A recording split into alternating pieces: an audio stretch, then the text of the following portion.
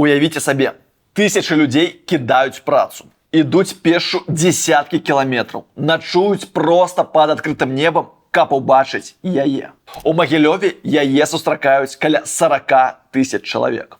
У Полацку за некалькі дзён збіраецца больш за 55 тысяч, пры насельніцтве горада ў 20. Паводле ацэнак таго часу, гэта 1910 год, агулам удзельнікамі гэтай гісторыі маглі стаць амаль паўмільёна чалавек. І ўсе гэтыя людзі сустракалі жанчыну, якая памерла больш за 700 гадоў таму. Яе імя Ефрасіня Полацкая. Сёння прынёс вам проста фантастычную гісторыю пра тое, як, напэўна, галоўная беларуская святая вярталася дамоў. Чаму гэтае вяртанне расцягнулася амаль на 7 стагоддзяў? Як гэтая гісторыя пачалася з пальца святой? Навошта пасля вяртання мошчы Ефрасіні тройчы ўскрывалі бальшавікі? Карацей, сёння будзе вельмі цікава. Таму, калі вы жадаеце, каб крыж Ефрасіні Полацкай таксама хутчэй вярнуўся ў Беларусь, пастаўце падабайку гэтаму выпуску. Такі просты крок дапаможа зрабіць так, каб гэтае відэа пабачыла як мага больш народу. Бо, шчыра скажу, я вельмі ўражаны гэтай гісторыяй. Упэўнены, напрыканцы гэтага відэа вы таксама не застанецеся абыякавымі. Так, хопіць разагрэву, наперад.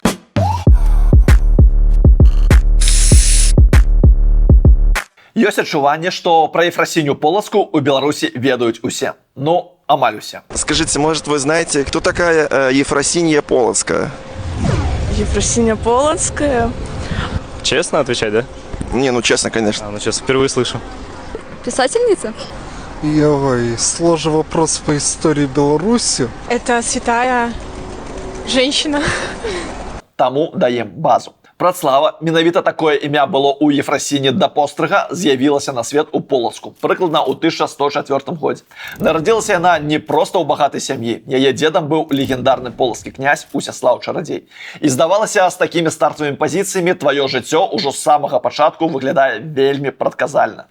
Добры шлюб, улада, багацце, палітыка. Але ўжо ў 12 гадоў Працлава адмаўляецца ад шлюбу. Для 12 стагоддзя гэта было рашэнне, мякка кажучы, незвычайным. Бо шлюб княжацкіх дзяцей быў не асабістай справай. Праз яго заключаліся саюзы, спыняліся войны, умацоўвалася улада. Замест гэтага Працлава пайшла ў манастыр. Пасля пострыгу атрымала імя Ефрасіня і вельмі хутка стала адной з самых адукаваных і ўплывовых жанчын свайго часу. Яна заснавала спаскі манастыр, перапісвала кнігі, адкрывала школы, будавала цэрквы. Ефрасіня была топ-зоркай свайго часу. Напрыканцы жыцця яна вырашыла здзейсніць тое, пра што марылі тысячы хрысціян таго часу. Адправілася ў паломніцтва ў Іерусалім. Дарога туды ў 12 стагоддзі была доўгай, небяспечнай і магла заняць некалькі месяцаў. І гэта амаль у 70 гадоў. Але Ефрасіня ўсё ж дабралася да святой зямлі. Тут жа яна памерла ў 1173 годзе і была пахаваная ў Феадосівым манастыры, дзе яе слуга змог купіць месца ў крыпце. І тут пачынаецца самае цікавае ў нашай гісторыі. Бо доўга адпачываць Ефрасіні не далі.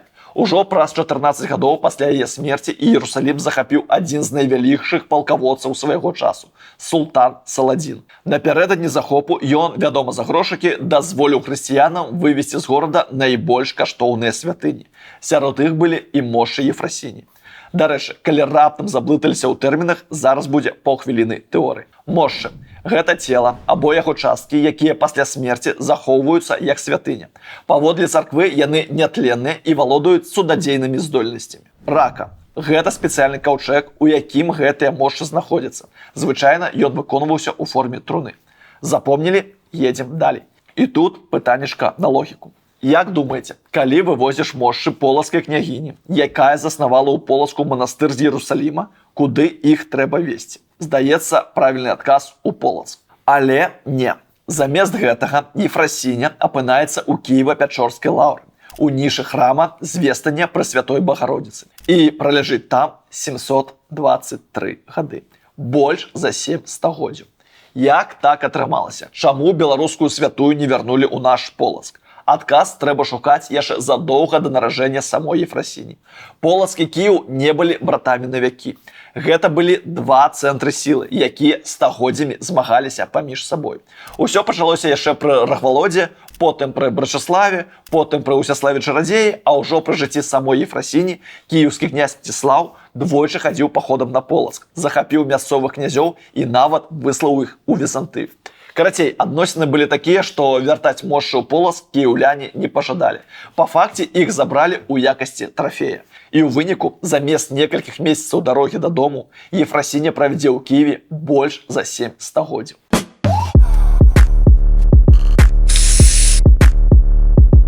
Як я ўжо казаў, Ефрасіня апынулася ў Кіеве, але на радзіме пра яе не забыліся. У родным Полацку адразу пасля смерці святой пачалося яе царкоўнае ўшанаванне.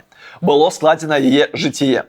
Але Ефрасіня не стала тады шырока вядомай, бо яе не кананізавала праваслаўная царква. Затое, як не дзіўна, меліся згадкі, што Ефрасіню быццам бы кананізаваў папа рымскі Рыгор X у 1274 годзе. Дакументальнага пацверджання гэтаму не знойдзена. Затое каталіцкая і далей уніяцкія цэрквы прызнавалі яе святой і заўсёды шанавалі. Менавіта таму вельмі дзіўна гучаць аргументы кіеўскага духавенства супраць пераносу мошчаў Ефрасіні ў Полацк. Вы толькі паслухайце. Лаціняне, як вядома з гісторыі, схільныя прызнаць Ефрасінню святою сваёй царквы. Таму можна нават баяцца, каб праз планаваны перанос мошчаў з Кіева ў Полацк не прычыніліся вялікія непрыемнасці і шкоды праваслаўю. Ух, ну што тут сказаць? Палітыка і рэлігія заўсёды недзе побач. Але на працягу амаль 80 гадоў 19 стагоддзя полацкія святары, жыхары горада і нават губернскія ўлады будуць зноў і зноў прасіць вярнуць Ефрасіню дадому. Яны будуць пісаць лісты, збіраць подпісы, звяртацца ў свяцейшы сінод, нават прасіць імператара, але кожны раз будуць атрымліваць адзін і той жа адказ. Уявіце маштаб праблемы, калі не дапамог нават віленскі генерал-губернатар Міхаіл Мураўёў. Той самы вешальнік, які пасля паўстання 1863 года меў у расійскай імперыі практычна неабмежаваны ўплыў. Мікіта рабіў пра яго асобны выпуск, гляньце, калі ласка. Мураўёў падтрымаў зварот на імя імператара Александра II ад жыхароў 30 воласцяў полацкага уезду. Нават заручыўся падтрымкай маскоўскага мітрапаліта Філарэта. Але імператар прыслухаўся да кіеўскіх мітрапалітаў. Толькі ўявіце сабе, як яны аргументавалі свой недазвол. Нязначнасцю горада Полацка праз яго невялікую колькасць насельніцтва і нездавальняючае геаграфічнае становішча. Ну і яшчэ адзін аргумент. Абставіны дзеяння промыслу Божага, які накіраваў мошчы Ефрасіні менавіта ў Кіева-Пячорскую лаўру. Але ў 1871 годзе адбываецца тое, чаго, здаецца, ўжо ніхто не чакаў. Пасля дзесяцігоддзяў адмоў Кіеў усё ж згаджаецца перадаць у Полацк частку мошчаў Ефрасіні. Не ўсю святую, а толькі сярэдні палец правай рукі. Вось вам і вада камень прабівае. Без непатрэбных асацыяцый. Проста гістарычны факт. І як не дзіўна, гэта быў сапраўдны прарыў. Палец спачатку прывезлі ў Віцебск, а пасля з вялікімі ушанаваннямі даставілі ў Полацк, менавіта на дзень памяці Ефрасіні, 23 мая 1871 года. І вось тут полацкі епіскап Сава, які прыклаў руку да вяртання пальца, прабачце за такі жарт, зразумеў галоўнае. Калі атрымалася вярнуць палец, значыць, калісьці атрымаецца вярнуць і ўсю Ефрасіню. І замест таго, каб проста парадавацца гэтай маленькай перамозе, ён пачаў рыхтавацца да вялікай. Больш за тое, Сава недарма распрацаваў падрабязны цырыманіял сустрэчы гэтага пальца ў Полацку. Не таму, што без яго нельга было абысціся, а таму, што марыў калісьці выкарыстаць гэты сцэнар яшчэ раз. Толькі ўжо тады, калі дадому вернецца ўся Ефрасіня. Таму Сава зноў звяртаецца ў свяцейшы сінод з новай просьбай вярнуць у Полацк ужо ўсе мошчы Ефрасіні. І зноў адмова. Праз некалькі гадоў новы полацкі епіскап Антанін робіць яшчэ адну спробу. Атрымлівае адмову. Потым яшчэ ў 1893 і тут свяцейшы сінод не проста адмаўляе. Ён загадвае: увогуле больш ніколі не ўздымаць гэтае пытанне. Ну ўсё, катастрофа. Але што ж тады потым змянілася? Я ж уже заспойлеру, што Ефрасіня ўсё ж таки вярнулася дадому. Калі сёння Полацк амаль немагчыма уявіць без Ефрасіні, то яшчэ 100 з невялікім гадоў таму ўсё выглядала інакш. На пачатку 20-го стагоддзя ў горадзе значна большым культам карыстаўся каталіцкі святы Андрэй Баболя. Яго імя пайшло ў народ, людзі казалі: Андрэй Баболя, дай грошай паболей. Ну і для кантэксту. На пачатку 20-го стагоддзя расійская імперыя раптам зразумела, што губляе свой уплыў на беларускіх землях. Пасля указа імператара Мікалая II аб верацярпімасці тысячы былых уніятаў пачалі пераходзіць у каталіцтва. Толькі за першыя 5 гадоў так зрабілі больш за 55 тысяч чалавек. Для праваслаўнай царквы гэта быў вельмі сур'ёзны сігнал. Настолькі, што ўжо ў 1908 годзе адбываецца тое, чаго яшчэ некалькі гадоў таму ніхто не мог сабе уявіць. На усерасійскім місіянерскім з'ездзе ў Кіеве раптам прымаюць рашэнне аднавіць працу па вяртанні Ефрасіні ў Полацк. А ўжо праз год Мікалай II падпісвае рэзалюцыю, у якой фактычна дае зялёнае святло. Працэс не пайшоў, а паляцеў. 28 лістапада 1909 года епіскап Полацкі і Віцебскі Серафім атрымаў даручэнне ад свяцейшага сінода распрацаваць цырыманіял вяртання мошчаў Ефрасіні Полацкай з Кіева ў Полацк, які быў зацверджаны 29 студзеня 1910. Асобна быў падрыхтаваны падрабязнейшы цырыманіял, дзе было распісана ўсё ажно да гадзіны, як сустракаць мошчы маці княжны, як называлі Ефрасіню нават у вёсках.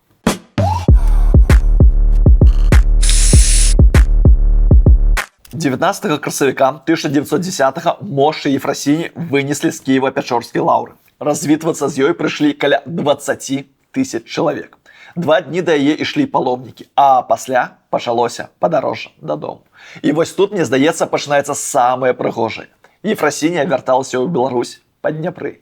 Яе мошчы змясцілі ў новай кіпарэсавай рацы і паставілі ў спецыяльную капліцу на насавой частцы парахода Галавачоў. Усё ўпрыгожылі кветкамі, сцягамі і 2 залатымі харугвамі. Побач з Галавачовым яшчэ на 2 параходах Кіеў і Александраўск ехала суправаджэнне. Здавалася, ну плывуць сабе параходы. І што тут такога? Але не. Бо далей адбываецца нешта неверагоднае. Чым бліжэй Галавачоў набліжаўся да беларускіх земляў, тым больш людзей выходзіла на берагі Дняпра. Яны чакалі яго гадзінамі, часам цэлымі сем'ямі. Начавалі проста на беразе. Уначы палілі вогнішчы, трымалі ў руках свечкі. І калі параход праплываў міма, многія станавіліся на калені. Шмат хто бег па беразе за параходам, пераскокваючы агароды і канавы. Набіраў ваду ад хваляў парахода ў бутэлькі і прамываў ёю вочы. Людзі лічылі, што вада з-пад парахода была святой. Але мне ж асабіста спадабалася гэтая дэталь. Святло ад вогнішчаў адбівалася ў люстэрных вокнах капліцы на параходзе. І людзям здавалася, быццам бы па Дняпры павольна плыве вялікі шар святла. Гучыць вельмі прыгожа. 25-26 красавіка параход прыбыў у Рэчыцу. Першы беларускі горад, дзе яго сустракалі больш за 15 тысяч багамольцаў. Некаторыя сем'ямі не спалі ўсю ноч на ўзвышшы каля прыстані. Сяляне упрыгожылі сябе нацыянальнымі стужкамі і сталі жывым ланцугом абапал вуліцы, каб працэсія прайшла без цісканіны. Усяночную епіскап мінскі Міхаіл служыў пад адкрытым небам, каб змясціліся ўсе. Было чуваць кожнае слова. Але вы толькі ўдумайце, які потым быў маштаб. У Рагачове сустракаць Ефрасіню прыйшло да 50 тысяч чалавек, пры ўласным насельніцтве каля 9 тысяч. У 5 слишком разоў больш, чым увесь горад. У Оршы каля 40 тысяч удзельнікаў. Жыхароў было каля 13 тысяч. Рэчыца больш за 15 тысяч пры 10 тысячах насельніцтва. Магілёў за 3 дні каля 75 тысяч багамольцаў. У самім горадзе жыло каля 43. Самае цікавае, што прыкладацца да мошчаў у храмаў па дарозе ішлі не толькі праваслаўныя, але і стараабрадцы і католікі. Пасля маёй роднай Оршы падарожжа Ефрасіні стала яшчэ больш сімвалічным. Адсюль і да Полацка Ефрасіня ўжо не плыла. Яе неслі на руках 201 кіламетр. Крыжовы ход быў праз Віцебск. Дарэчы, у Віцебску мошчы стаялі 9 дзён. У гэты час горад жыў як падчас фестывалю. 2 літургіі штодня. у 4:30 і ў 9:00. Раздадзена больш за 50 тысяч лісткоў і брашур. Жанчыны стаялі нават на даху Мікалаеўскага сабора і на званіцы. Людзі на тэлеграфных слупах. Проста уявіце маштаб. І вось 20 траўня 1910 года Ефрасіня нарэшце вяртаецца ў Полацк. У горад, які чакаў яе больш за 7 стагоддзяў. Тут яе ўжо сустракаюць не толькі паломнікі. Прыязджаюць прадстаўнікі царскай сям'і Раманаў, вышэйшае праваслаўнае духавенства. Але галоўныя героі гэтай гісторыі звычайныя людзі. За 4 дні ўрачыстасцяў у Полацк прыедуць каля 55 тысяч чалавек. Пры насельніцтве горада ў 20 тысяч. Для паломнікаў пад гэтую справу збудавалі часовыя баракі і вылучылі 50 чыгуначных вагонаў пад жыллё. 23 мая адбыліся галоўныя ўрачыстасці. Святыя мошчы паклалі ў пабудаванай на загад самой Ефрасіні спаскай царкве, у спецыяльную срэбраную раку.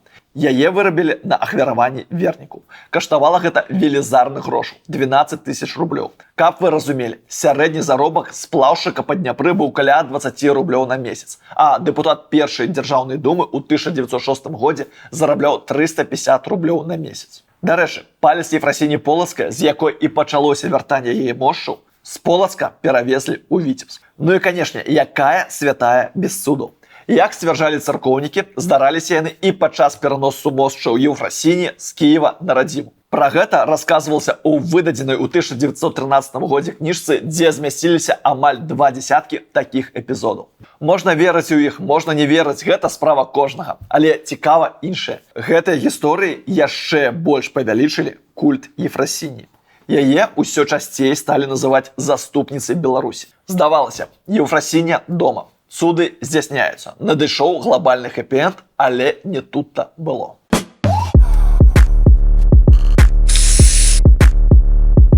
Пачынаецца Першая сусветная вайна. Блін, як жа мяне задзяўбалі гэтыя войны на тэрыторыі Беларусі. Але калі вам цікавы выпуск пра тое, што адбывалася на нашай зямлі падчас Першай сусветнай вайны, то маякніце ў каментарах. Падумаем, як вас парадаваць. Так вось, нямецкае войска хутка набліжаецца да Полацка. І царскія ўлады прымаюць рашэнне эвакуяваць галоўныя святыні. Так Ефрасіня ў другі раз пакідае Беларусь. І самае крыўнае, што пасля 7 стагоддзяў выгнання яна прабыла на радзіме ўсяго 5 гадоў. Яе мошчы 8 верасня 1915 вывезлі ў Ростов. Здаецца, гэта была проста чарговая эвакуацыя. Але праз некалькі гадоў уладу ў краіне захапілі бальшавікі. І вось тут гісторыя Ефрасіні становіцца яшчэ больш неверагоднай. Справа ў тым, што новай уладзе было ўжо ўсё роўна, дзе знаходзяцца мошчы. Яна хацела даказаць людзям, што ніякіх святых увогуле не існуе. Бо ў 1918 годзе бальшавікі аддзялілі царкву ад дзяржавы і нацыяналізавалі ўсю царкоўную маёмасць. Хутка ім стала мала проста забраць золата, срэбра і каштоўнасці. Яны вырашылі нанесці удар па самой веры. І прыдумалі такі спосаб – пачаць адкрываць мошчы святых. Логіка была такая. Калі людзі пабачаць, што ў раках ляжаць звычайныя чалавечыя косткі, то цуды скончацца, а разам з імі скончыцца вера. Пачалася прапагандысцкая кампанія. Па ўсім Савецкім Саюзе адзін за адным адкрывалі мошчы святых. Іх фатаграфавалі, аглядалі, выстаўлялі перад людзьмі. 26 красавіка 1920 чарга дайшла да Ефрасіні Полацкай. Бальшавікі адкрываюць раку Ефрасіні, яны чакаюць чарговага выкрыцця, але замест чарговай прапагандысцкай перамогі бальшавікі атрымалі пратакол, які і сёння выглядае вельмі цікава. Вось што ў ім было напісана. Муміфікаваны труп. Грудная клетка разбурана, чэрап аддзяліўся ад шыі. Валос нідзе не знойдзена. Скура, якая пакрывае твар, схавана пад слоем нейкай шчыльнай карычневай масы. Карацей, перад імі ляжаў не проста шкілет, а муміфікаванае цела. І гэта праз амаль 750 гадоў пасля смерці. Вядома, кожны можа ставіцца да гэтага па-свойму. Для вернікаў гэта яшчэ адно пацвярджэнне святасці Ефрасіні. Для навукоўцаў тэма для даследавання. Але ёсць факт, з якім цяжка паспрачацца. Менавіта такога выніку бальшавікі дакладна не чакалі. І вось тут гісторыя становіцца яшчэ больш дзіўнай. Замест таго, каб ціха прыбраць усё з чужых вачэй, савецкая ўлада робіць наадварот. Цела Ефрасіні без адзення выставілі для ўсеагульнага агляду. Некалькі дзён людзі ў Ростове ішлі паглядзець на тое, што павінна было стаць, як казалі бальшавікі, канчатковым выкрыццём царкоўных забабонаў. Але адбыўся адваротны эфект.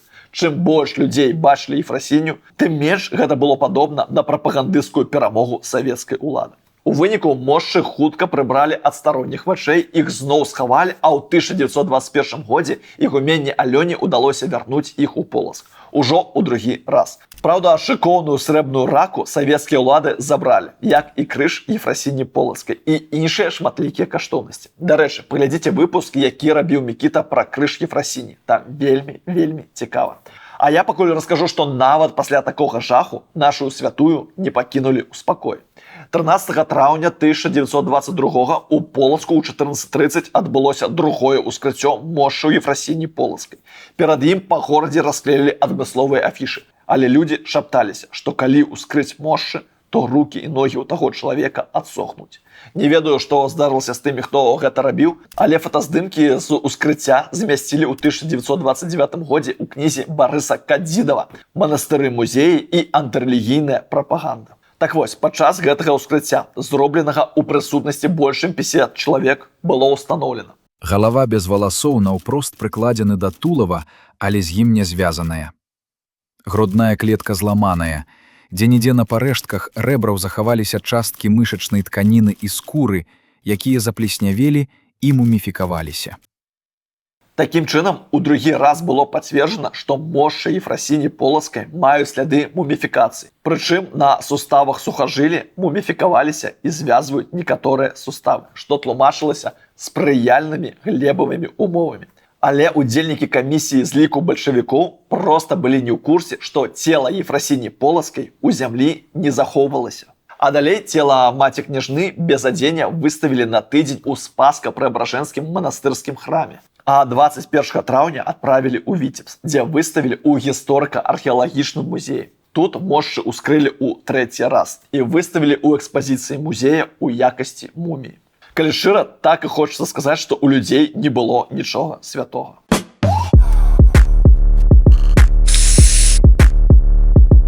Але нават пасля ўсяго гэтага гісторыя Ефрасіні яшчэ не заканчваецца. Пачынаецца другая сусветная вайна. Савецкая ўлада эвакуюе музеі, але мошчы застаюцца ў Беларусі, бо яны займалі шмат месца.